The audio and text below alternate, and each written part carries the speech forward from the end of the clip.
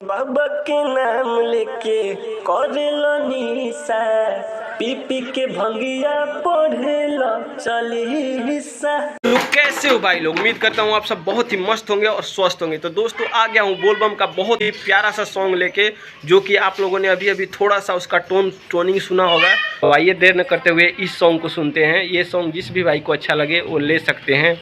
भइल बड़ सैया तू तो साफ पिया कर, डॉक्टर पे कहे के दे खाओ तरयो कर।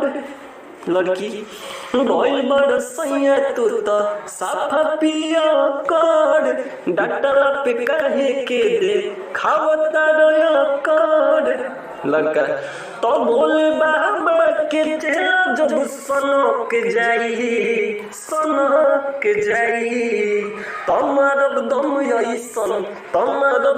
ऐसन चिलम लहक जाई, तमारब दम ऐसन चिलम लहक जाई। तो इस सॉन्ग को जिस भाई को गाना होगा आप लोग प्लीज कमेंट बॉक्स में अपना नंबर देकर इस सॉन्ग को पर्सनली ले सकते हैं, और कोई भी सॉन्ग लिखवा सकते हैं बोलबम का, या कोई भी हिट मैटर लिखवा सकते हैं। तो आप लोग कांटेक्ट कर सकते हैं। तो आइए देर न करते हुए इस वीडियो को स्टार्ट कर। बाबा के नाम लेके करेलो निशा, पी पी के भंगिया पढ़ेलो चली हिस्सा।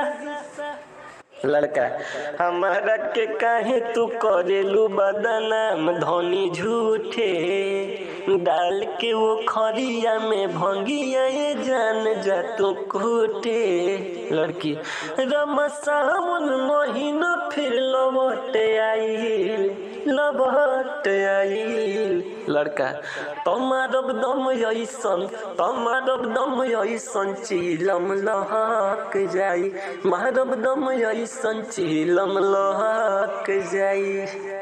तो दोस्तों उम्मीद है कि ये सॉन्ग आप लोगों को पसंद आया होगा। अगर पसंद आया होगा तो इसी तरह का कोई भी सॉन्ग लिखवाने के लिए आप लोग हमसे कांटेक्ट कर सकते हैं। तो अब से दोस्तों इस चैनल पे केवल सॉन्ग ही आएगा, फालतू का वीडियो आप लोगों को देखने को नहीं मिलेगा। तो अब से सिर्फ आप लोग इस चैनल को ज़रूर से ज़रूर देखें और चेक करें, लाइक करें, सब्सक्राइब करें, क्योंकि अब खाली ही सॉन्ग आएगा।